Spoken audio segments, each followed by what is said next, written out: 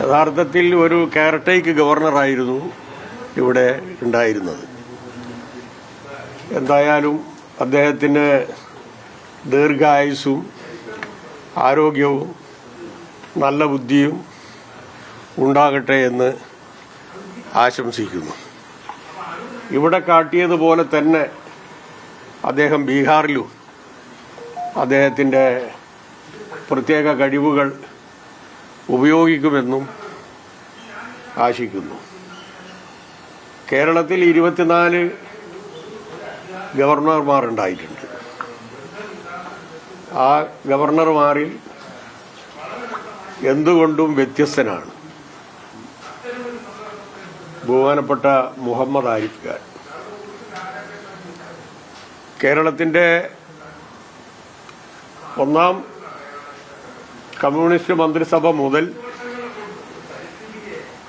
നാളിതുവരെയായി കേരളത്തിൽ വന്ന ഒരു ഗവർണർമാരും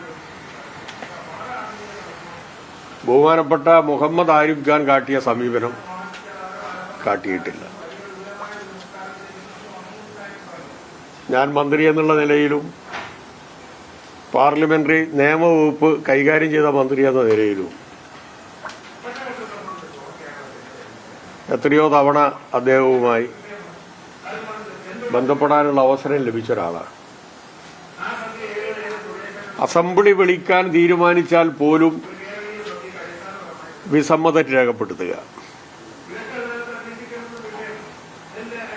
ഗവൺമെന്റ് തയ്യാറാക്കിയിട്ടുള്ള നയപ്രഖ്യാപനം വായിക്കാതിരിക്കുന്നതിനും വായിച്ചാൽ തന്നെ ഭേദഗതികളോടുകൂടി തന്റെ അഭിപ്രായങ്ങൾ രേഖപ്പെടുത്തുന്നതിനും തയ്യാറാകുക. നിയമസഭ പാസാക്കിയിട്ടുള്ള ബില്ലുകൾ അനന്തമായി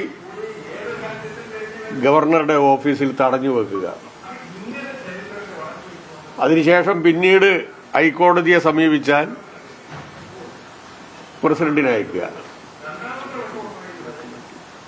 ജനാധിപത്യപരമായി ഭരണഘടനാപരമായി സമരം ചെയ്യുന്ന വിദ്യാർത്ഥികളെ ക്രിമിനലുകൾ എന്ന് വിളിക്കുക, വൈസ് ചാൻസലർമാരെ ക്രിമിനലുകൾ എന്ന് വിളിക്കുക, സ്വന്തം നിലയിൽ വൈസ് ചാൻസലർമാരെ നിയമിക്കുക, BJP ഓഫീസിൽ നിന്ന് എഴുതി കൊടുക്കുന്ന ആൾക്കാരെ സെനറ്റിലേക്കും സിൻഡിക്കേറ്റിലേക്കും നോമിനേറ്റ് ചെയ്യുക. ഈ രൂപത്തിൽ കേരളം കണ്ട 24 ഗവർണർമാരിൽ എന്തുകൊണ്ടും വിഭിന്നനാണ്, വ്യത്യസ്തനാണ് ബഹുമാനപ്പെട്ട മുഹമ്മദ് ആരിഫ് ഖാൻ. അദ്ദേഹത്തിന് കുറ്റബോധം തോന്നാതിരിക്കണമെങ്കിൽ അദ്ദേഹം ഇവിടെ കാണിച്ച അതേ പ്രവൃത്തികൾ തന്നെ ഞാൻ ചെയ്തത് ഭരണഘടനാപരമായിട്ടാണ്, അതുകൊണ്ട് ഞാൻ ബീഹാറിലും ചെയ്യും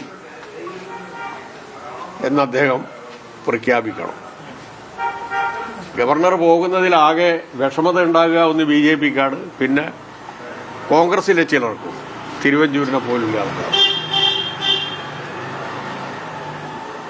ജസ്റ്റിസ് സദാശിവം ഇവിടുത്തെ ഗവർണറായിരുന്നു. അദ്ദേഹം വ്യക്തിപരമായി എന്നോട് പറഞ്ഞൊരു കാര്യമുണ്ട്. നിയമസഭ പാസാക്കുന്ന ചില നിയമങ്ങളോട് എനിക്ക് യോജിപ്പില്ല, ഭരണഘടനാ വിരുദ്ധമാണ്, എങ്കിലും ഞാൻ ഒപ്പിടാൻ നിർബന്ധിക്കപ്പെടുകയാണ്. അതിലേറ്റവും നല്ല ഉദാഹരണം കരുണ അഞ്ചരക്കണ്ടി മെഡിക്കൽ കോളേജുകളിലെ നിയമനവുമായി ബന്ധപ്പെട്ടുകൊണ്ട് മെറിറ്റിന്റെ അടിസ്ഥാനത്തിൽ, സംവരണത്തിന്റെ അടിസ്ഥാനത്തിൽ നീറ്റ് തയ്യാറാക്കിയ ലിസ്റ്റ് പ്രായോഗികമായി ആ ലിസ്റ്റിൽ നിന്ന് ആളെ എടുക്കുന്നതിൽ ചില സാങ്കേതിക പ്രശ്നങ്ങൾ ഈ രണ്ട് മാനേജ്മെന്റിനും ഉണ്ടായ ഘട്ടത്തിലാണ് ആ കുട്ടികളെ സംരക്ഷിക്കുന്നതിന് വേണ്ടി ഒരു ബില്ല് ഞങ്ങൾ നിയമസഭയിൽ അവതരിപ്പിച്ചത്. അപ്പോഴാണ് ബഹുമാനപ്പെട്ട ഗവർണർ, കോഴിക്കോട് നിന്ന് മുൻ ഗവർണർ ജസ്റ്റിസ് സദാശിവം എന്നോട് പറഞ്ഞു, ഇത് ഭരണഘടനാ വിരുദ്ധമാണ്, ഇത് സുപ്രീം കോടതിയിൽ പോയാൽ നിൽക്കില്ല, പക്ഷെ എന്നാലും ഞാൻ അംഗീകരിക്കും, കാരണം നിയമസഭ പാസാക്കിയിട്ടുള്ള ഒരു നിയമം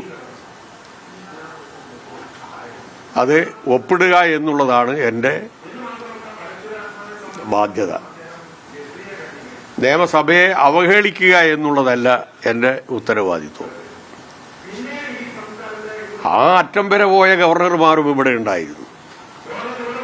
യഥാർത്ഥത്തിൽ ആ ഗവർണർ ഇവിടെ നിന്ന് പോകുമ്പോൾ ഒരു വല്ലാത്ത വിഷമതയായിരുന്നു. ഒരു കുടുംബ അംഗം നമുക്ക് നഷ്ടപ്പെടുന്നത് പോലെയുള്ളൊരവസ്ഥയായിരുന്നു. അങ്ങനെയുള്ള ഈ കേരളത്തിൽ മുഹമ്മദ് ആരിഫ് ഖാൻ തികച്ചും കേന്ദ്ര ഗവൺമെന്റിന്റെ ഒരു ചട്ടുകമായി ഭരണഘടനാ സ്ഥാപനങ്ങൾ സംരക്ഷിക്കുക എന്നുള്ളത് അദ്ദേഹത്തിന് സാധിക്കാതെ വന്നു. ഭരണഘടനാ സ്തംഭനമുണ്ടാക്കി. പിണറായി ഗവൺമെന്റ് അല്ലായിരുന്നുവെങ്കിൽ ഒരടി മുന്നോട്ട് പോകാൻ കഴിയുമായിരുന്നില്ല. ഭരണഘടനാ സ്തംഭനം എന്ന് പറഞ്ഞു കഴിഞ്ഞാൽ ആലോചിക്കാൻ പോലും സാധിക്കാത്ത രൂപത്തിലുള്ള ഭരണഘടനാ സ്തംഭനമായിരുന്നു. അതിൽ നിന്നെല്ലാം കേരള ഗവൺമെന്റ് രക്ഷപ്പെട്ടത് ജനങ്ങളുടെ, അതോടൊപ്പം തന്നെ പ്രതിപക്ഷത്തിലെ ഒരു വിഭാഗത്തിന്റെ, പ്രത്യേകിച്ച് ഗവർണറുടെ കാര്യത്തിൽ മുസ്ലിം ലീഗിനെ പോലുള്ള സംഘടനകൾ എടുത്തിട്ടുള്ള നിലപാടും സഹായകരമായി. ഇനിയെങ്കിലും അദ്ദേഹം ചെയ്തുപോയ തെറ്റിനെ സംബന്ധിച്ച് എന്തെങ്കിലും കുറ്റബോധം ഉണ്ടെങ്കിൽ അത് കേരളീയരോട് മലയാളികളോട് തുറന്നു പറഞ്ഞ് കേരളം വിടുന്നതായിരിക്കും ഉചിതം എന്നാണ് എനിക്ക് അഭ്യർത്ഥിക്കാനുള്ളത്. വ്യക്തിപരമായി ഒരു രൂപത്തിലും അദ്ദേഹത്തെ ഞങ്ങൾ അവഗണിച്ചിട്ടില്ല, അപമാനിച്ചിട്ടില്ല. പരമാവധി കിട്ടുന്ന അവസരങ്ങളിലെല്ലാം ബഹുമാനപ്പെട്ട മുഖ്യമന്ത്രി അദ്ദേഹത്തെ നേരിട്ട് കണ്ട് സംസാരിച്ചിട്ടുണ്ട്. ഒരു ഘട്ടം കഴിഞ്ഞ് മുഖ്യമന്ത്രിയെ തന്നെ വ്യക്തിപരമായി അപമാനിച്ച ഘട്ടത്തിലാണ്, നിങ്ങൾക്കൊക്കെ ഓർമ്മ ഉണ്ടാവും ഒരു സംഭവം, ഞാൻ അതിവിടെ ആവർത്തിക്കാൻ ഉദ്ദേശിക്കുന്നില്ല, ആ ബന്ധം വിട്ടുപോയത്.